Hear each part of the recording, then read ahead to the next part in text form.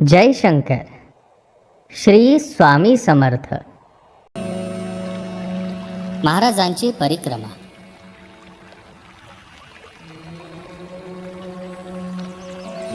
कन्याकुमारीहून महाराज महाराष्ट्राच्या दिशेने निघाले. पण महाराष्ट्रात जाण्याआधी ते आंध्र प्रदेशमधील दत्तगुरूंच्या अवताराच्या जन्मस्थानी म्हणजे पिठापूरला गेले. तिथे दत्तगुरूंच्या सानिध्याने पावन झालेल्या स्थानाचे दर्शन घेऊन महाराज पुढच्या प्रवासाला निघाले. तिथून पुढे ते कृष्णा, भीमा आणि अमरजा नद्यांच्या संगमावरच्या महाक्षेत्राला गेले. हे महाक्षेत्र म्हणजे दत्तगुरूंचे पहिले अवतार श्रीपाद श्री वल्लभ यांनी वयाच्या 16व्या वर्षी जिथे जाऊन राहिले ते कुरवपूर. कुरवपूरच्या मंदिरातील स्थळ म्हणजे महाराजांना जरा वेगळेच वाटले. महाराजांच्या मनात विचार आला. सोमसूत्री आकाराचे ते पिंडीसारखे आहे आणि त्यावरती एकावरती 1-2 चौकोन आहेत. त्यांची पूजा केली जाते. महादेव शंकर ही किती वेगवेगळ्या रूपात प्रकट होतात. कुरवपूरचे दर्शन घेऊन महाराज निघाले दत्तगुरूंच्या दुसऱ्या अवताराच्या पावन स्थळी म्हणजे गाणगापूर. महाराजांनी तिथेही दर्शन घेतले आणि पुढच्या प्रवासाला निघाले. आता प्रवासातले पुढचे ठिकाण होते तिथे पोचण्याची महाराजांची उत्सुकता फार वाढली होती. कारण ते ठिकाण होते प्रज्ञापूर.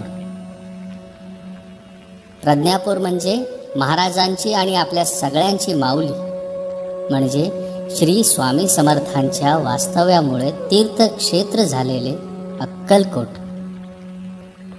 गुरूंच्या दर्शनासाठी महाराजांची आतुरता खूप वाढत होती.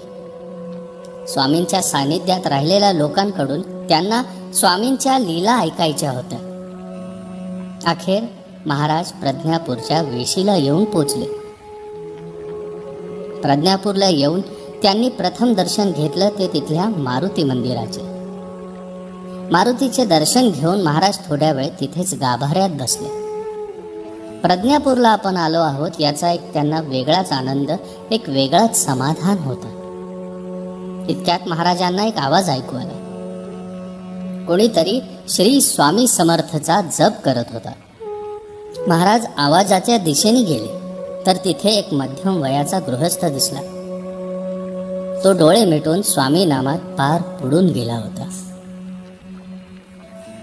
प्रज्ञापूरमध्ये महाराजांना भेटलेला हा पहिलाच माणूस आणि तोही स्वामी भक्तच निघाला. महाराज त्याचा जप संपून तो कधी डोळे उघडेल याचे वाट बघत होते. थोड्या वेळाने त्याचा जप संपला आणि त्याने डोळे उघडले. त्याने विचारले की आपण कोण आहात? शंकर महाराज म्हणाले, मी शंकर. स्वामींचा प्रत्यक्ष सहवास न मिळालेला सेवक. तो माणूस हसून म्हणाला, अहो त्याची गरजही नसते. स्वामींनी एकदा बाळप्पा महाराजांना सांगितले होते की माझे लोक कितीही दूर असले तरीही ते माझ्या जवळच असतात. मी तर क्वचितच असायचो स्वामींच्या सहवासात आणि खूप लहानही होतो. स्वामींनी देह ठेवला तेव्हा मी 9 का 10 वर्षांचा होतो. हा मनुष्य स्वामींच्या सहवासात राहिला हे समजल्यावर महाराजांना खूप आनंद झाला. त्यांना वाटले की ही व्यक्ती आपल्याला स्वामींबद्दल आणखीन सांगू शकेल. महाराजांचे अनेक प्रश्न त्याच्यासाठी तयार होते. त्या स्वामींबद्दल महाराजांना त्या व्यक्तीकडून काय काय समजले बघूयात आपण पुढील भागामध्ये. तोपर्यंत श्री स्वामी समर्थ. जय शंकर.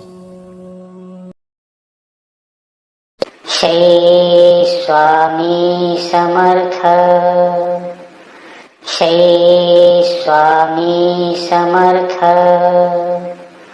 श्री स्वामी समर्थ. श्री स्वामी समर्थ. श्री स्वामी समर्थ. श्री स्वामी समर्थ. श्री स्वामी समर्थ. श्री स्वामी समर्थ.